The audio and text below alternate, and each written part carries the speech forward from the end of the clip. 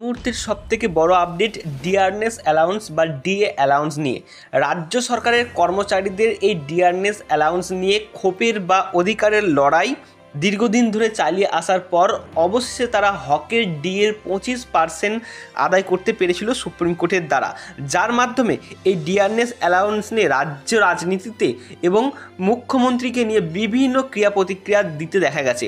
এবং supreme court কতদিনের সরকারি কর্মচারীদের ডিএ যে বকেয়া ছিল তার 25% দিতে হবে নবান্নকে, এমনই নির্দেশিকা দিয়েছিল সুপ্রিম কোর্টের তরফ থেকে, এবং যার সময়সীমাও বেঁধে দিয়েছিল সুপ্রিম কোর্ট, যেখানে বলা হয়েছিল 6 সপ্তাহের মধ্যে মিটিয়ে দিতে হবে বকেয়া ডিএর অন্তত 25%। শুক্রবার সুপ্রিম কোর্টের এই নির্দেশ দিলেও এখনও রাজ্য সরকারের এর বিরুদ্ধে কোনো রকম প্রতিক্রিয়া মেলেনি। তবে আজকের যা খবর উঠেছে সেই খবর সরকারি কর্মচারীদের রীতিমতো কাঁদিয়ে ছেড়েছে বা তাদের মাথায় হাত ফেলে দিয়েছে। তো সরকারের এই সর্বোচ্চ আদালতে রিভিউ পিটিশন করবে, এই দেখুন এটা নিয়ে জল্পনা কিন্তু চলছিল দীর্ঘদিন ধরে। এই আবহে বকেয়া ডিএ নিয়ে সুপ্রিম কোর্টের নির্দেশের মতন প্রথম যখন মুখ্যমন্ত্রী বলেছিলেন সাংবাদিক বৈঠকে বা সাংবাদিকদের মুখোমুখি হয়েছিলেন, তখন তিনি বলেছিলেন যে এই ব্যাপারে তিনি কিছু বলবেন না, কোর্টের কেসের ব্যাপার আমি কিছু বলবো না, যাই করি আইনত করব।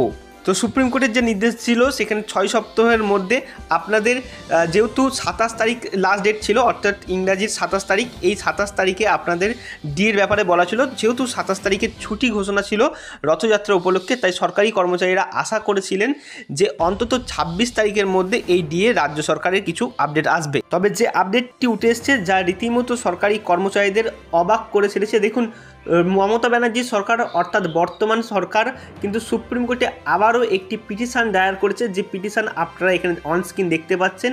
এই ডিয়ারনেস অ্যালাউন্স নিয়ে কিন্তু রাজ্য সরকারের তরফ থেকে সুপ্রিম কোর্টে আবারও পিটিশন করা হয়েছে এবং এই পিটিশনের বিষয়বস্তু আপনাদের সাথে আলোচনা করছি। তার আগে একটা রিকোয়েস্ট করব, এই চ্যানেল প্রথম হলে অবশ্যই চ্যানেলটিকে সাবস্ক্রাইব করে নেন, কারণ এখানে রাজ্য এবং কেন্দ্র সরকারের বিভিন্ন প্রকল্প এবং সরকারি কর্মচারীদের বিভিন্ন সুযোগ সুবিধা নিয়ে এখানে আলোচনা করা হয়। তো দেখুন এখানে আবারও কিন্তু পিটিশন করেছে রাজ্য সরকার, যে পিটিশনে বলা রয়েছে যে দেখুন টোটাল যা পেজ রয়েছে তার মধ্যে প্রথম 1 থেকে 22 নম্বর যে পেজ, সেই 22 নম্বর পেজে বলা রয়েছে যে সুপ্রিম কোর্টের তরফ থেকে 16ই মে 2025 তারিখে কিন্তু একটি অর্ডার জারি হয়েছিল যেখানে ডিএর ব্যাপারে বলা হয়েছে। তো এই ডিএতে তিনি এক্সটেনশন অফ টাইম অর্থাৎ সময় চেয়ে নিয়েছেন। দেখুন এখানে সময় চাওয়া হয়েছে, স্পষ্টত বলা হয়েছে এক্সটেনশন অফ টাইম, অর্থাৎ রাজ্য সরকারের তরফ থেকে সুপ্রিম কোর্টের কাছে আবারও সময় চাওয়া হয়েছে এবং এখানে আরও ডিটেলসে বলা হয়েছে এবং সময় কিসের জন্য চাওয়া হয়েছে। এখানে যে সময়টি চাওয়া হয়েছে সে বলা রয়েছে নতুন করে সময়টি চাওয়া হয়েছে এই কারণেই 2019 সালের যে 2009 সালের যে রূপা রেট, সেখানে যে ডিয়ারনেস অ্যালাউন্স দেওয়ার যে পদ্ধতি, সেই পদ্ধতি ব্যাপারে রাজ্য সরকারকে একটু সময় দিতে হবে, যে পদ্ধতি মেনে রাজ্য সরকারি কর্মচারীদের ডিএ দেওয়া হবে। এবং সেই সময় কত দিনের চাওয়া হয়েছে, সেই সময় 6 মাস অর্থাৎ 6 মান্থ চাওয়া হয়েছে। এরপরে হয়তো ইলেকশন চলে আসবে বা ইলেকশনের ঘোষণা হয়ে যাবে, তেমনই কিছু একটি আইডিয়া করেই কিন্তু এমন একটি বিজ্ঞপ্তি বা এমন একটি পিটিশন কিন্তু করা হয়েছে রাজ্য সরকারের তরফ থেকে, এমনই সরকারি একাধিক কর্মচারী মহল কিন্তু মনে করছে।